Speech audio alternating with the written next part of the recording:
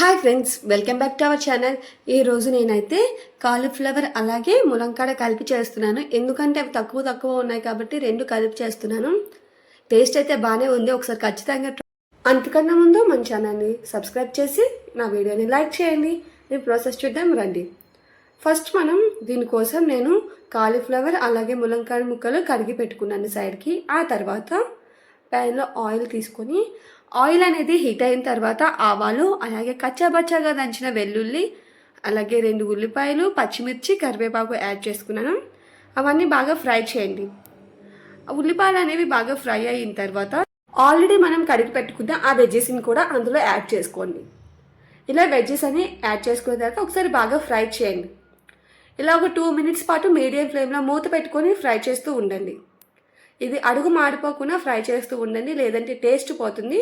ఒక 2 మినిట్స్ తర్వాత చూస్తే చూడండి వెజ్జెస్ అనేవి ఫ్రై అవుతున్నాయి కదా. ఈ టైంలో మనం కొంచెం పసుపు అలాగే మీ టేస్ట్కి తగ్గట్టు ఉప్పు కూడా వేసుకోండి.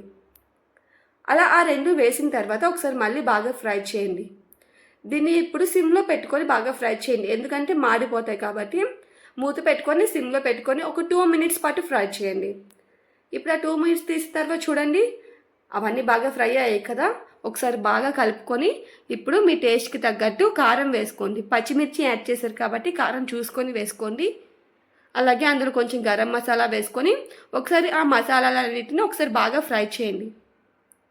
ఇలాగ ఒక 2 మినిట్స్ పాటు మసాలాని బాగా ఫ్రై చేసిన తర్వాత 2 మీడియం సైజ్ టమాటాని చిన్న చిన్న ముక్కలుగా కట్ చేసుకొని అందులో వేసుకోండి.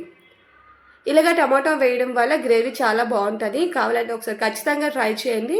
ఇలా ఒకసారి ఆ టమాటాని కూడా ఒకసారి బాగా ఫ్రై చేయండి. ఇలా మూత పెట్టుకొని ఫ్రై చేయడం వల్ల టమాటా వేగం మగ్గిపోతుంది. సో అదంతా బాగా ఫ్రై అయిన తర్వాత ఇప్పుడు ఒక గ్లాస్ వాటర్ వేసుకోండి. ఆల్రెడీ మ్యాక్సిమం ఇక్కడే ఫ్రై అయిపోయి బాగా ఉడికిపోయి, సో అందుకనే నేను హాఫ్ గ్లాస్ వాటర్ మాత్రమే వేస్తున్నాను.